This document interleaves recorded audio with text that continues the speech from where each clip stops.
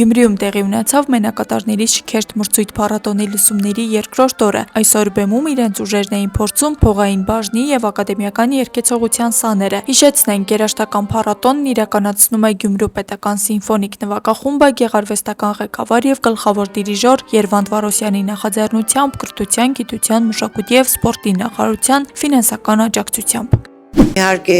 դրամատրվածությունը շատ լուրջ է, աշակերտների մոտ շատ նպատակային,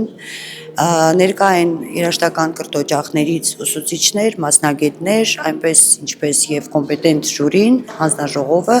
այնպես էլ մասնագետներ, դալիճումներ կան։ Փառատոնը միավորում է երաժշտական կրթության տարբեր օղակներ, արվեստի դպրոցներից մինչև միջին մասնագիտական հաստատություններ։ Սա լավագույն հնարավորությունն է եւս մեկ անգամ առնչվել քաղաքի ոսկե հատիկին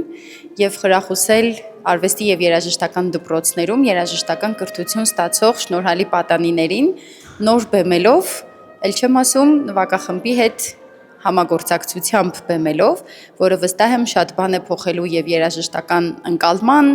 եւ բեմական կենսագրության, եւ մասնագիտության նկատմամբ իրենց մոտեցման առումով։ Սա լավագույն հնարավորությունն է եւս մեկ անգամ բացահայտելու քաղաքի շնորհալի պատանիներին եւ խրախուսելու նրանց նոր բեմական փորձով։ Գյումրիում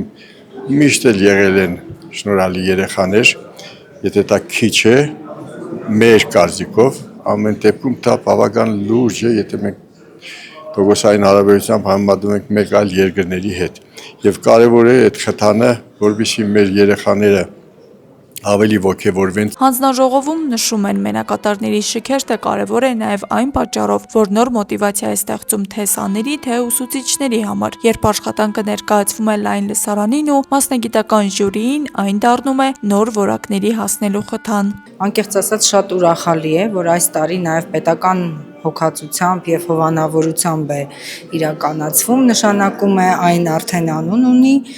եւ հնչեղություն ունի, որի արդյունքում էլ հասել է այդ գնահատականին եւ նաեւ շատ լավ հնարավորություն է պատանի երաժիշտների համար եւ ինչու՞ չէ նաեւ իրենց մանկավարժների համար այլ աչքերով սեփական աշխատանքին նայելու։ Ծրագրի յուրահատկությունն այն է, որ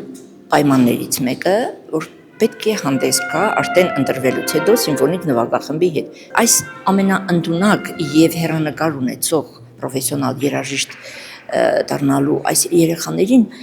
ինչ որ ձևով համախմբելու, ֆոկուսի մեջ պահելու, լրացուցիչ հարթակներ տրամադրելու, իրենց փոքրիկ արտիստներ զգալու եւ իհարկե ապագա լուրջ երաժիշտներ պատրաստելու համար ողջունում եմ, շնորհավորում եմ բոլորին։ Գյումրու պետական սիմֆոնիկ նվագախմբի տնօրեն Սոնա Հովհաննիսյանի խոսքով այս տարվա մասնակցությունը ոչ միայն թվով մեծ է, այլև բարձր է որակով։ Մոտ 70 աշակերտ, աշակերտների թվի հետ կապված ես կարող եմ ասել, որ բացարձակ որակը համապատասխան էր։ Այսինքն, եթե շատ էր աշակերտների մասնակցությունը, նաև շատ բարձր էր որակային աշխատանք կա երաժշտական կրթօջախներում, արվեստի դպրոցներում մենք անչափ շնորհակալ ենք բոլոր այն անձանց, այն նվիրալ մանկավարժներին, տնօրեններին, մշակույթի ղեկավարներին մեր քաղաքի, ովքեր ջանք ու եռանդ չեն խնայում, որ մատաղ սերունդը իրական կրթություն ստանա։ Լսումների ավարտից հետո հանձնաժողովը կհայտարարի այն մասնակիցների անունները, ովքեր հանդես կգան եզրափակիչ գալլահամերգում արդեն Գյումրու պետական սիմֆոնիկ նվագախմբի հետ, իսկ մինչ այդ մրցույթ փառատոնը շարունակում է ապացուցել Գյումրին շարունակում է մնալ տաղանդների քաղաք։ Աստղիկ Խաչատրյան, Խանով Անիսյան, այսօր։